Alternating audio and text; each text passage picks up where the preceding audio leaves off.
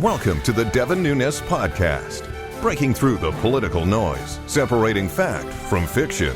From the San Joaquin Valley, the breadbasket of the solar system, here is your host, Devin Nunes. Welcome back to the Devin Nunes Podcast. We're pleased to have back on Larry Lindsey, one of the world's best and most famous economists. And this week, Larry, what I'd like to do is keep it at a high level, but a lot of folks hear this term, macroeconomics. You've been a professor, you've taught economics, and you consult all over the globe.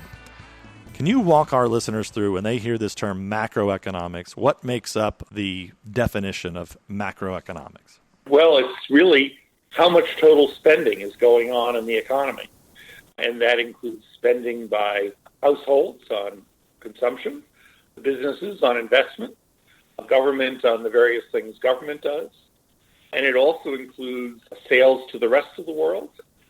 And we take out purchases from the rest of the world where the production was done overseas.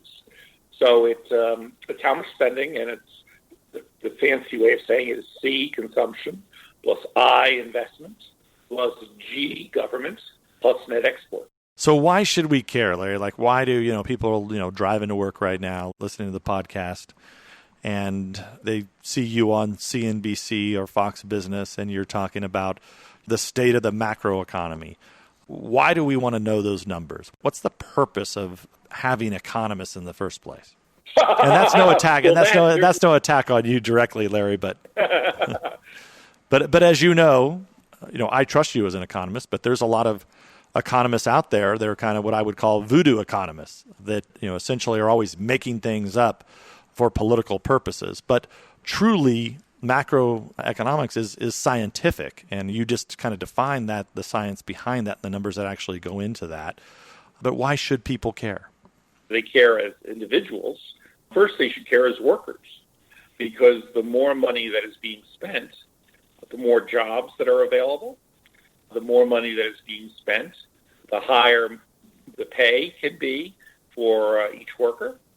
So your salary and your ability to get a job are very dependent on macroeconomics. And so in the United States of America, we're not alone on an island. When you look at making a macroeconomic prediction, you're looking at the issues that are going on inside the U.S. economy. But what are the factors that you look at globally? And what are the major economies that are out there that people should follow, and how those major economies impact the U.S. economy? Great question. Well, all economies have that same equation, consumption plus investment plus government plus net exports. So really what we look at when we look at the global economy is the sum of all those things for every country in the world. So the second biggest economy in the world is China, and they have a much less emphasis on the well-being of people, i.e. consumption, and they have a lot more emphasis on investment, and particularly government-controlled investment. Now, China also got hit by the virus. They got hit by more than they admit, and they're going to grow a lot more slowly this year, too, than they expected. In fact, this is almost certainly going to be the worst year for China since Mao Zedong was in charge, and he did really stupid policies. Europe, as a whole, countries aren't individually that big, but as a whole, Europe is almost the same size as the U.S. economy. They got hit by the virus worse than we did. They were the hot spot for a long time. Their economy is going to shrink, probably shrank about 25% more than ours did. So ours for the whole year, not just the second quarter, probably down maybe 7%, 6 to 7%. Theirs is going to be down for the whole year, much closer to 10%. In the macroeconomic sense, Larry, you're analyzing these factors. You're looking at China. You're looking at the greater European Union and all the European countries combined. I guess now you have obviously the UK that's exited out of the EU, and you have a few other countries that aren't part of the EU, but they're all in the same zone. So are there any other countries out there that you would look to that when you're looking at predictions and making forecasts and advising clients, How do you group the other countries that are 200 countries around the globe? How do you analyze those? Well, a lot of people like me use the term ROW, which is rest of world.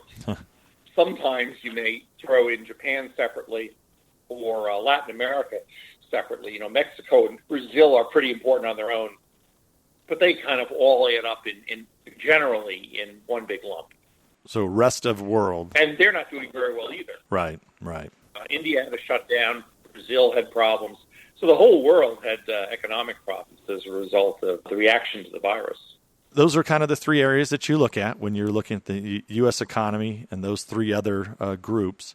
What other factors come into play, and what are the flags that you look for, maybe indicators, so to speak, that get you to make predictions and give advice to clients? Well, one thing we do is we compare the quality of the policy response. And policy response in this country has included a much easier money policy. The Fed is rapidly expanding the amount of money that's out there, and they are also topping up some special loan programs for business, both small business and big business. And you and the Congress have spent about $3.5 trillion putting money into people's pockets and into pockets of business. It looks like at this point you may be doing a little bit more than that, and I would call that a huge response. The negative is that I think that some governors kept their state locked down too long, and that slowed the ability of the economy to recover.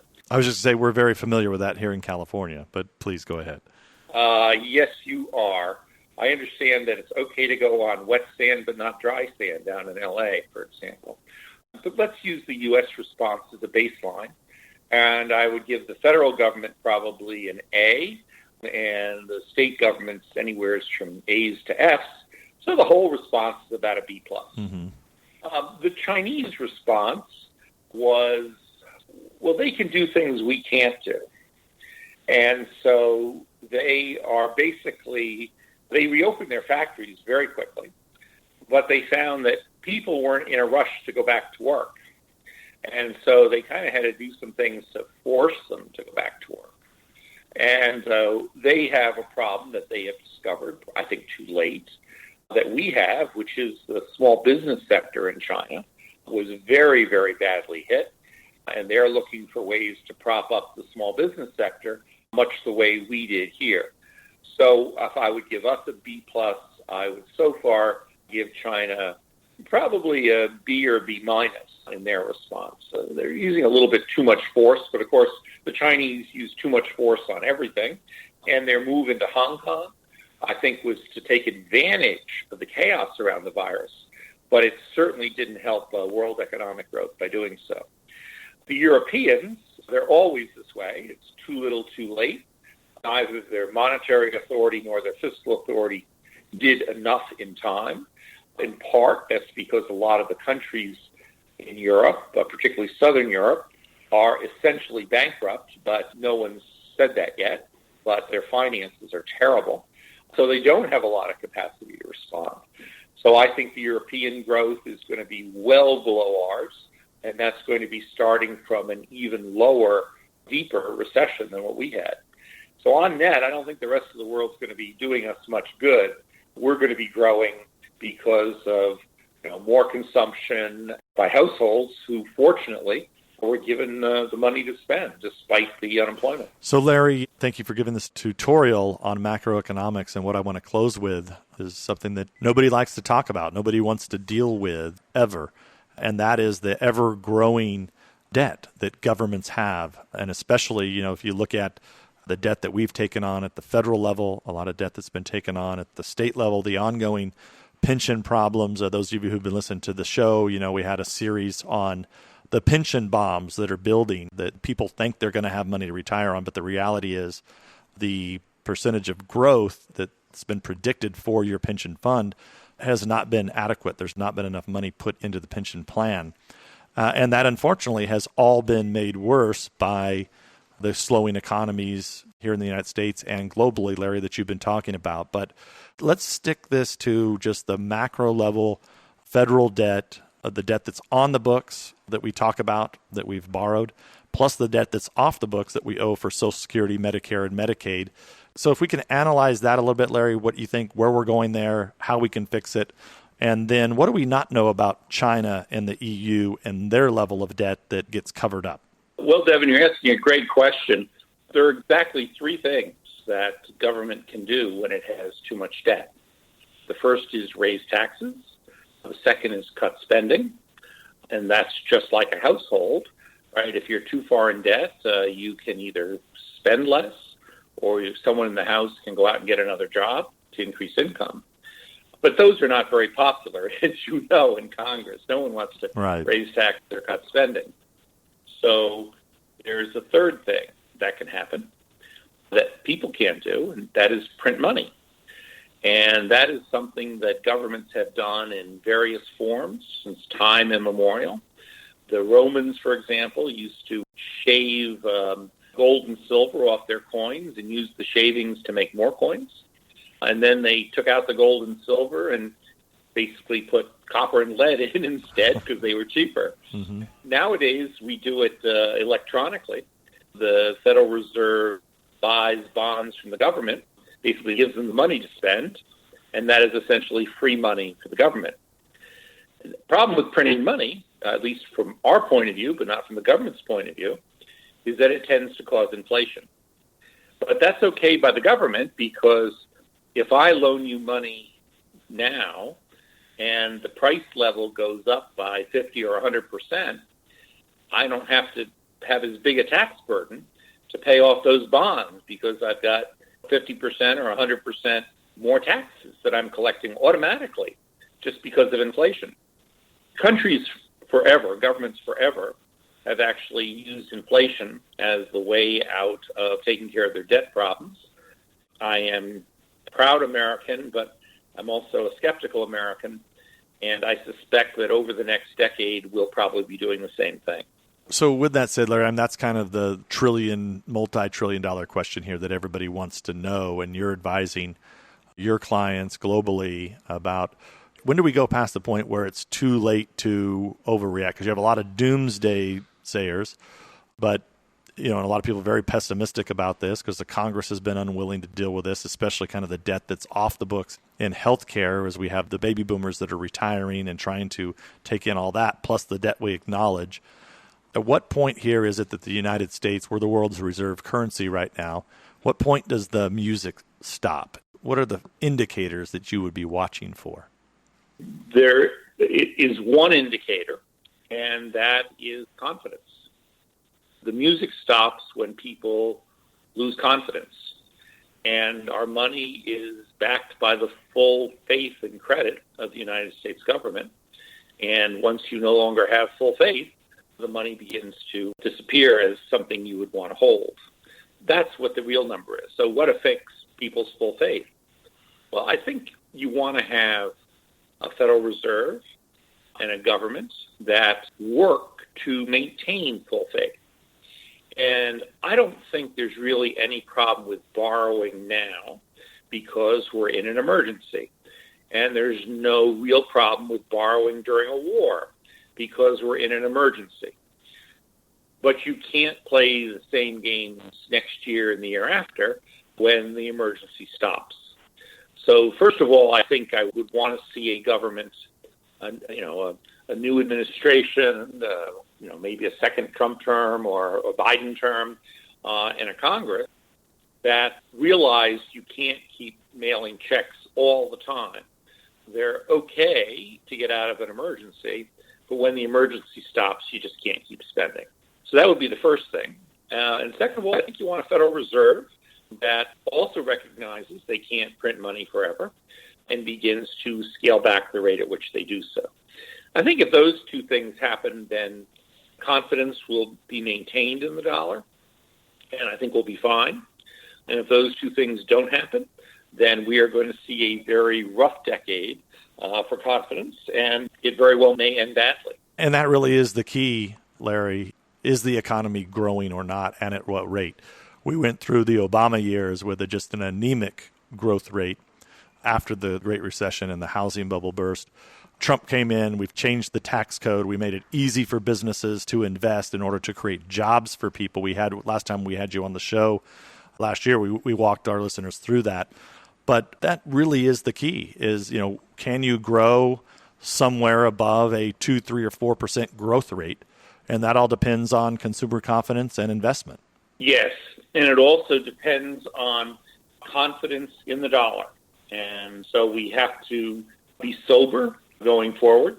And once the crisis ends, we have to respect that. The other thing that happened that I think is very important is deregulation. And, there's a lot of talk about ending fracking, for example.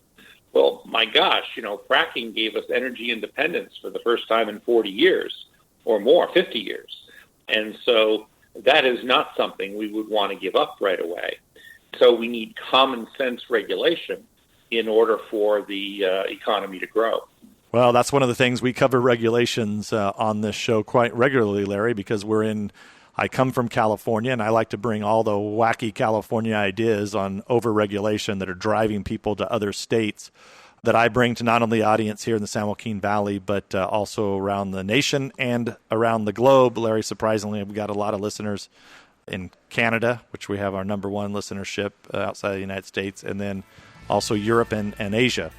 And so, Larry, I just want to thank you again for taking the time to walk our listeners through a little lesson in macroeconomics. My pleasure, Devin. This is Devin Nunes. We'll catch you next week.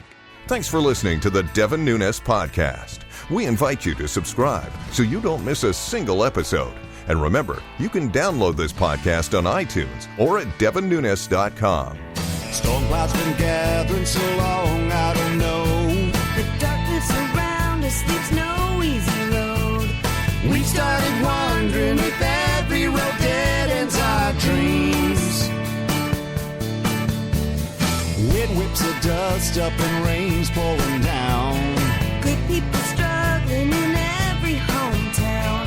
We've started wondering if we even matter at all. We'll take that hard road to happier days, 'cause we kept our American faith. Now it's not our first trial by fire like this. It's nothing hard working family can fix. We've got the power to save it all here in our hands.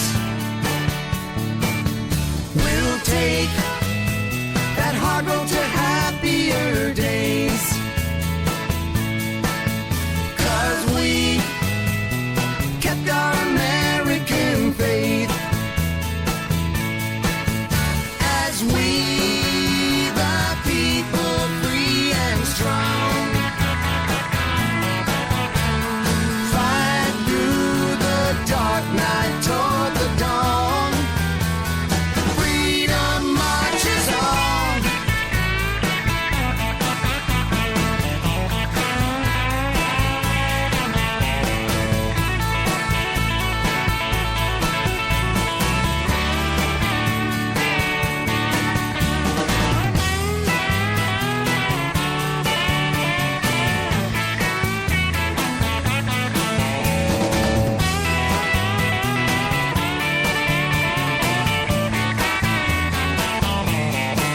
Now the hard road is waiting, but we're not afraid.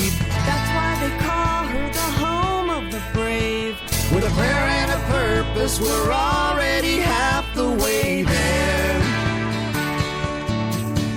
We'll take that hard road to happier days,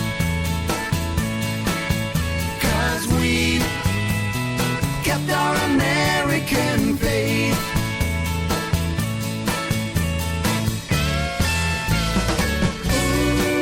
Ooh, we kept our American. We kept our American